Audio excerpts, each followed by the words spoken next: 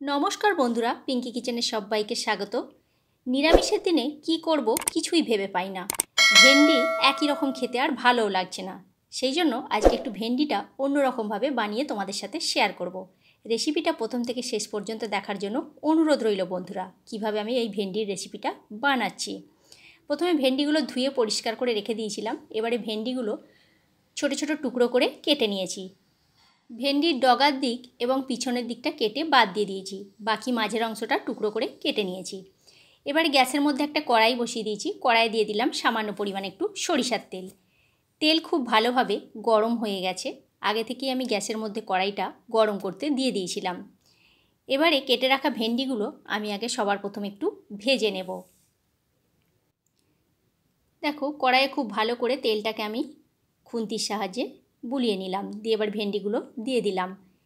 দিয়ে খুব ভালো করে একটু নাড়াচাড়া করে ভেজে নেব, গ্যাসের ফ্লেমটা মিডিয়াম টু লোতে রেখে। ভেন্ডিটা ভাজার সময় দিয়ে দিচ্ছি সামান্য পরিমাণ একটু নুনটা দিয়ে ভেন্ডিটা আমি ভেজে নিচ্ছি। ভেন্ডিটা ভাজতে ভাজতে আমি ততক্ষণ একটা মশলা রেডি করে নেব। গ্যাসের ফ্লেমটা একটু লো করে দিচ্ছি, দিয়ে মশলাটাকে আমি রেডি করে নিতে যাচ্ছি। ভেন্ডিটা একবার নাড়াচাড়া করে দিলাম নুন দেওয়ার পরে। একটা প্লেটের মধ্যে নিয়ে নিয়েছি 2 চামচ মতো সাদা সর্ষে, 1 চামচ মতো গোটা জিরে, 1 টুকরো আদাকে ছোট ছোট টুকরো করে নিয়েছি, 2টো কাঁচা লঙ্কা আর 10-15টা গোটা গোলমরিচ। এটাকে একটা মিহি পেস্ট বানিয়ে নিচ্ছি। তোমরা চাইলে এটা শিলেতেও আলাদা করে বেটে নিতে পারো। আমি একসাথেই এটা মিক্সিতে পেস্ট করে নিচ্ছি। সামান্য পরিমাণ একটু জল দিয়ে মিক্সিতে পেস্ট করে নিয়ে চলে এসেছি। আর আরেক দিকে দেখো, ভেন্ডিগুলো আমার নাড়াচাড়া করে ভাজা হয়ে গেছে। এবারে ভেন্ডিগুলো একটা থালার মধ্যে ঢেলে নিচ্ছি। দিয়ে ওই কড়াইটাই আবারও বসিয়ে দিয়েছি। কড়াইয়ের মধ্যে দিয়ে দিয়েছি 2 চামচ মতো সর্ষের তেল। তেলটা খুব ভালোভাবে গরম হয়ে গেছে। এবার তেলের মধ্যে দিয়ে দিলাম 1/2 চামচ মতো কালো জিরে ফোড়নের জন্য। কালো জিরেটা দেওয়ার পর ফোড়ন থেকে একটা মিষ্টি গন্ধ বের হবে। তারপরে দিয়ে দিচ্ছি যে পেস্টটা আমি রেডি করে রেখেছিলাম, সেই পেস্টটা এখানে দিয়ে দিচ্ছি। বন্ধুরা, ভেন্ডির রেসিপিটা তোমরা অনেকভাবেই রান্না করে খেয়েছো। এইভাবে একবার অবশ্যই ট্রাই করো আমি যেভাবে রেসিপিটা বানাচ্ছি।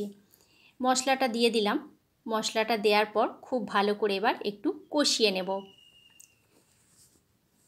কষাতে কষাতে দিয়ে দিচ্ছি এখানে একটা মিডিয়াম সাইজের টমেটোকে পাতলা করে কেটে রেখেছিলাম, সেই টমেটো কুচিটা আমি এখানে দিয়ে দিচ্ছি। আর দিয়ে দিচ্ছি এখানে 1/2 চামচ মতো হলুদের গুঁড়ো। নুনটা আমি ভেন্ডিটা ভাজার সময় দিয়েছিলাম, সেই জন্য নুনটা এখানে সামান্য পরিমাণে আর একটু অ্যাড করছি। নুনের পরিমাণটা একটু কম হবে। আর বন্ধুরা, একটা কথা তোমাদের বলা হয়নি, ঝালটা তোমরা তোমাদের স্বাদ অনুসারে দেবে। আমি এখানে আমার স্বাদ অনুসারেই দিয়েছি। আমি এখানে 2টা কাঁচা লঙ্কা দিয়েছি, তোমাদেরকে আগেই দেখিয়ে দিয়েছি। নুন আর হলুদ দেওয়ার পর খুব ভালো করে এবার মশলাটাকে কষিয়ে নিতে হবে, টমেটোটা যতক্ষণ না গলে যাচ্ছে। আর দিয়ে দিলাম সামান্য পরিমাণ একটু চিনিটা দিলাম স্বাদটা ব্যালেন্স হওয়ার জন্য। তোমরা চাইলে চিনিটা এখানে স্কিপ করতেও পারো। দেখো, মশলা খুব ভালোভাবে আমি এখানে কষিয়ে নিয়েছি আর টমেটোগুলো একদম গলে গেছে। কালারটা কত সুন্দর এসেছে দেখছো বন্ধুরা। আর মশলাটা শুকনো শুকনো হয়ে গেছে। এই পর্যায়ে দিয়ে দিচ্ছি ভেজে রাখা ভেন্ডিগুলো দিয়ে আরও 2 থেকে 3 মিনিট আমি এখানে কষিয়ে নিচ্ছি মশলার সাথে। রেসিপিটা ভালো লেগে থাকলে আমার চ্যানেলটা সাবস্ক্রাইব করার অনুরোধ রইল। আর পাশে থাকা বেল আইকনটা প্রেস করে দিও। তাহলে কি হবে, যখন কোনো নিত্য নতুন আমি ভিডিও আপলোড করব, সাথে সাথে নোটিফিকেশান তোমাদের কাছে পৌঁছে যাবে, তোমরা ভিডিওটি দেখতে পাবে। আর ফেসবুক পেজ থেকে দেখে থাকলে আমার পেজটি ফলো করে নিও। 2 থেকে 3 মিনিটের জন্য ভেন্ডিটা আমার মশলার সাথে খুব ভালো করে কষানো হয়ে গেছে। এবার মিক্সির বাটিটা সামান্য পরিমাণ একটু ধুয়ে ওই জলটাই আমি দিয়ে দিচ্ছি। আর এখানে বাড়তি কোনো জল ব্যবহার করছি না।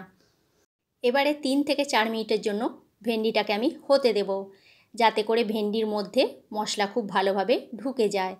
ভেন্ডি তো আগে থেকেই আমি ভেজে রেখেছিলাম। ভেন্ডিটা হতে বেশিক্ষণ কিন্তু সময় লাগে না, একদম চটজলদি এটা রান্না হয়ে যায়। আর নিরামিষের দিনে গরম ভাতের সাথে এটা খুবই ভালো লাগে খেতে।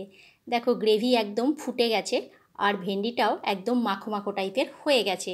এবারে গ্যাসের ফ্লেম অফ করে দিয়ে এটাকে আমি নামিয়ে নিচ্ছি। তাহলে কেমন লাগলো বন্ধুরা আমার এই ভেন্ডির রেসিপিটা, অবশ্যই কমেন্ট করে কমেন্ট বক্সে জানিও তোমরা।